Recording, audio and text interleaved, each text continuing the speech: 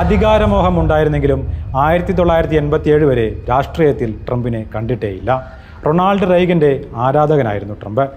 1988 മുതൽ മിക്ക തെരഞ്ഞെടുപ്പിലും ട്രംപിൻ്റെ പേരും സാധ്യതാ പട്ടികയിൽ വരും. ജോർജ് ബുഷിൻ്റെ വൈസ് പ്രസിഡന്റ് സ്ഥാനാർത്ഥിയാകാൻ ശ്രമം നടത്തിയെങ്കിലും വിജയിച്ചില്ല. 1987 റിപ്പബ്ലിക്കൻ പാർട്ടിയിൽ ചേർന്നു. 99 റിഫോംസ് പാർട്ടിയിലേക്ക് മാറി.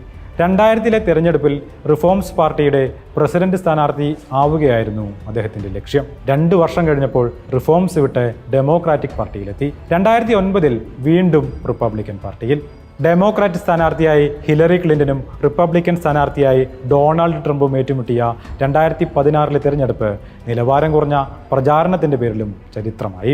ട്രംപിൻ്റെ വികട സരസ്വതിക്ക് മുന്നിൽ പലരും നാണിച്ച് പിൻവാങ്ങി. ഹിലറിയെ മാത്രമല്ല, അന്നത്തെ പ്രസിഡന്റ് ബറാക് ഒബാമയെയും മുൻ പ്രസിഡന്റ് ബിൽ ക്ലിന്റനെയും റിപ്പബ്ലിക്കൻ പാർട്ടിയിലെ എതിരാളികളെയും ട്രംപ് കണക്കറ്റ് അധിക്ഷേപിച്ചു. ട്രംപിൻ്റെ പ്രസ്താവനകളിൽ മിക്കതും നുണകളോ തെറ്റുകളോ അതിശയോക്തികളോ അപവാദമോ ആയിരുന്നു. എന്നിട്ടും കണക്കുകൂട്ടലുകൾ തെറ്റിച്ച് ഹിലറിയെ ട്രംപ് തറ പറ്റിച്ചു. 70-ാം വയസ്സിൽ വൈറ്റ് ഹൗസിലെത്തി. കുടിയേറ്റക്കാരോടും അഭയാർത്ഥികളോടും ശക്തമായ എതിർപ്പും ഭയവും. തൊഴിലില്ലായ്മ അടക്കം പല പ്രശ്നങ്ങൾക്കും കാരണം അന്യനാട്ടുകാരോ പ്രത്യേക വിഭാഗക്കാരോ ആണെന്ന ഉറച്ച വിശ്വാസം. പരമ്പരാഗത രാഷ്ട്രീയക്കാരുടെ ഉദാര നയങ്ങളോടുള്ള എതിർപ്പ്. ഇത്രയും ചേർന്നാൽ ട്രംപിൻ്റെ രാഷ്ട്രീയമായി. എല്ലാറ്റിനോടും അമർഷം കൊള്ളുന്ന വെള്ളക്കാരായ മധ്യവർഗമെന്നാണ് ട്രംപിൻ്റെ അനുയായികളെപ്പറ്റി രാഷ്ട്രീയ നിരീക്ഷകർ വിലയിരുത്തുന്നത്. 3 വിവാഹം കഴിച്ച വളരെയേറെ പ്രായമുള്ള ഏറ്റവും ധനികനായ, ശമ്പളം വാങ്ങാത്ത, മദ്യപിക്കാത്ത, രാഷ്ട്രീയ അധികാരവും സൈനിക സേവന അനുഭവവുമില്ലാത്ത ആദ്യ പ്രസിഡന്റ് എന്നീ റെക്കോർഡുകളോടെയാണ് ട്രംപ് അധികാരത്തിലേറിയത്.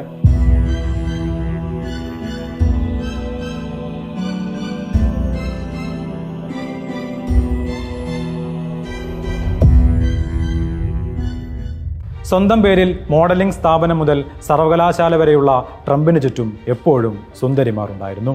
സ്ഥാനാർത്ഥിയും പ്രസിഡന്റുമായതോടെ ട്രംപിൻ്റെ പീഡന കഥകളുമായി സ്ത്രീകൾ നിരനിരയായി രംഗത്തെത്തി. പരിചയം രഹസ്യമാക്കി വയ്ക്കാൻ രതിചിത്ര നടി സ്റ്റോമി ഡാനിയൽസിന് കൈക്കൂലി നൽകിയെന്ന ഹഷ്മണി കേസിൽ ട്രംപ് കുറ്റക്കാരനാണെന്ന് കോടതി വിധിച്ചു. എന്നാൽ ശിക്ഷയിൽ നിന്ന് ഒഴിവാക്കി. ബിസിനസ്സുകാരനായും അല്ലാതെയും സിനിമകളിലും സീരിയലുകളിലും അഭിനയിച്ച ട്രംപിൻ്റെ ജീവിതം ഒത്തൊരു മസാലപ്പടമാണ്. ബോക്സിംഗ് കമ്പക്കാരനായ ട്രംപിന് സ്വന്തമായി ടീമുണ്ടായിരുന്നു. US ഫുട്ബോൾ ലീഗ് ടീമായ ന്യൂജേഴ്സി ജനറൽസിനെ സ്വന്തമാക്കി. ബാസ്കറ്റ്ബോൾ, ബേസ്ബോൾ, സൈക്ലിംഗ് തുടങ്ങിയവയുടെ സംഘാടനത്തിലും കൈവച്ചു. തൻ്റെ ലുക്കിൽ ശ്രദ്ധാലുവായ ട്രംപ് 6 മാസം കൂടുമ്പോൾ ക്ലിനിക്കിലെത്തി പല്ലിന് തിളക്കം കൂട്ടാറുണ്ട്. ട്രംപ് എന്ന പേരിനും ബ്രാൻഡിനും സ്വന്തം ഫോട്ടോയ്ക്കും വരെ ട്രംപ് പേറ്റന്റും ലൈസൻസും എടുത്തിട്ടുണ്ട്. ടാബ്ലോയിഡ് പത്രങ്ങളുടെ ഹോട്ട് വിഭവമായിരുന്നു എക്കാലത്തും. മോഡലായി തിളങ്ങിയ ഇവാന സെൽനിക്കോവയാണ് 1977 വിവാഹം ചെയ്തത്. ഈ ബന്ധത്തിൽ ഇവാൻക, ഡൊണാൾഡ് ജൂനിയർ, എറിക് എന്നീ മക്കൾ ജനിച്ചു. 91 വിവാഹമോചനം നേടി. 93 ഡിസംബറിൽ നടി മാർല മേപ്പിൾസും ട്രംപും വിവാഹിതരായി. കല്യാണത്തിന് 2 മാസം മുൻപാണ് ഇവർക്ക് ടിഫാനി എന്ന മകൾ ജനിച്ചത്. 97 മേപ്പിൾസുമായും വേർപിരിഞ്ഞു. മോഡലായ മെലാനിയ നോസാണ് 3ാം ഭാര്യ. 2005 വിവാഹിതരാകുമ്പോൾ ട്രംപിന് 59 വയസ്സും മെലാനിയയ്ക്ക് 35 വയസ്സുമായിരുന്നു. ഈ ബന്ധത്തിലെ മകനാണ് ബാരൻ വില്യം. ട്രംപിൻ്റെ ഭാര്യമാരിൽ 2 പേരും കുടിയേറ്റക്കാരാണ്.